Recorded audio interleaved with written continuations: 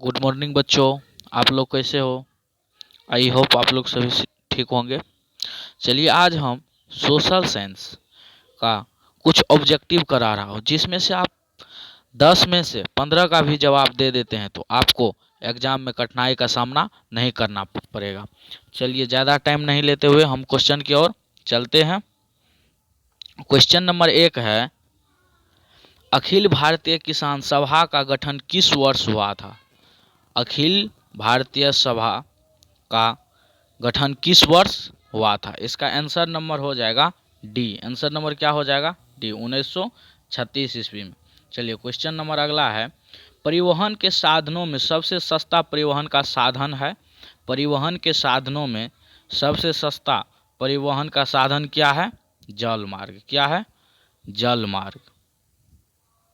चलिए अगला क्वेश्चन है, क्वेश्चन नंबर 3 है, भारत में किस राज्य की प्रति व्यक्ति आय सबसे कम है? भारत में किस राज्य की प्रति व्यक्ति आय सबसे कम है? इसका हो जाएगा अपना ही राज्य बिहार में। चलिए अगला क्वेश्चन कराते हैं, जर्मनी के एकीकरण के लिए कौन उत्तरदायी था? जर्मनी के एकीकरण के लिए कौन उत्तरदायी था? इसका आंसर नंबर 1 हो जाएगा बी। आंसर नंबर क्या हो जाएगा? B, Bismarck. आंसर नंबर क्या हो जाएगा? बिस्मार्क। चलिए अगला है, बोकारो इस्पात संयंत्र किस देश के सहयोग से खेला गया है? बोकारो इस्पात संयंत्र किस देश के सहयोग से खेला गया है? इसका आंसर नंबर हो जाएगा सी, रूस के द्वारा। किसके द्वारा? रूस देश के द्वारा खेला गया है। भारत छोड़ो आंदोलन का प्रसिद्ध नारा क्या था? क्वेश्चन नंबर 6 है, भारत छोड़ो आंदोलन का प्रसिद्ध नारा क्या था? इसका हो जाएगा आंसर नंबर बी, करो या मरो। करो या मरो। चलिए अगला क्वेश्चन है, भारत में Tata hydro electric power station की स्थापना कब हुई? क्वेश्चन नंबर 7 क्या है, भारत छोड़ो क्वेश्चन नंबर 7 है, भारत में Tata hydro electric power station की स्थापना कब हुई? इसका आंसर नंबर हो जाएगा डी, 1962 ईस्वी में। 1962 ईस्वी में। चलिए अगला है, डॉक्टर मेघा पाटकर घनिष्ठ रूप से जुड़ी है?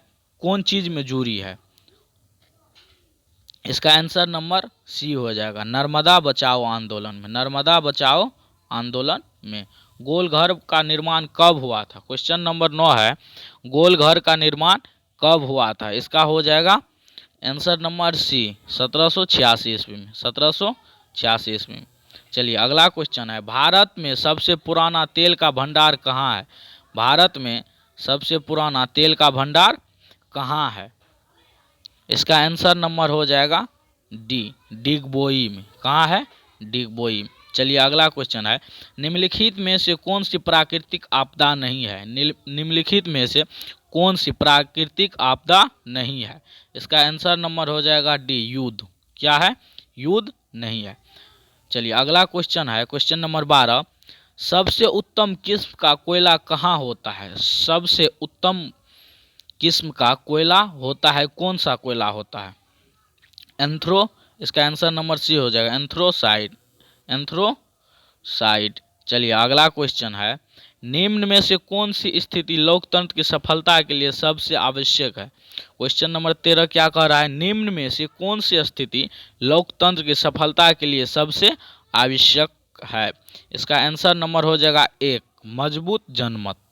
मजबूत जनमत। चलिए अगला क्वेश्चन है, नदियों में बाढ़ आने का प्रमुख कारण क्या है? नदी में जो बाढ़ आता है उसका प्रमुख कारण क्या है? इसका ए भी है, जल की अधिकता, नदी के तल की, और सी इसका तीनों हो जाएगा। क्या हो जाएगा? तीनों। चलिए अगला क्वेश्चन है, निम्न में से कौन सा पंचायती राज व्यवस्था का दूसरा स्तर है? क्वेश्चन नंबर 15 क्या कह रहा है, निम्न में से कौन सा पंचायती राज व्यवस्था का दूसरा स्तर है? इसका हो जाएगा सी, पंचायत समिति। पंचायत समिति। चलिए अगला है, चावल किस प्रकार की जलवायु का पौधा है? क्वेश्चन नंबर 16 है, चावल किस प्रकार की जलवायु का पौधा है? इसका हो जाएगा answer number C. Answer number क्या हो जाएगा? सी।